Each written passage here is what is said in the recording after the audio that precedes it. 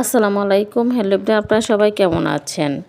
আমি আজকে গরুর মাংস হাতে মলিদা করে রান্না করব। তাই প্রথমে আমি দারচিনি, এলাচি, তেজপাতা, পরিমাণ মতো যা যা ময় মশলা লাগে আমি সবকটা মশলা দিয়ে দিলাম। দিয়ে তেল দিয়ে লবণ দিয়ে দিব। এখন পরিমাণ মতন দিয়ে হাতে মলিদা করে নেব।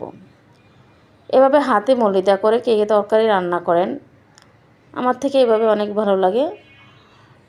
আপনারা কীভাবে রান্না করেন অবশ্যই জানাবেন কমেন্টের মাধ্যমে। আমার রান্নার ভিডিওটা যদি অবশ্যই ভালো লাগে। এভাবে আমি 10 মিনিট রেস্টে রেখে দিয়েছি, মলিদা করে রেখে দিলাম।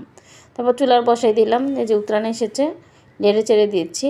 দেখুন আমি তরকারিটা প্রায় হয়ে এসেছে। এখন আমি আলু ভেজে দিয়েছি, গরম পানি করে দিয়ে কতক্ষণ উতরানো নেয়, তারপর আমি আলুটা ভেজে দিয়েছি। এই যে আলুটা ভেজে দিলে অনেক খেতে ভালো লাগে। রান্নাটা কেমন আছে সবাই জানাবেন কমেন্টের মাধ্যমে। আল্লাহ হাফেজ।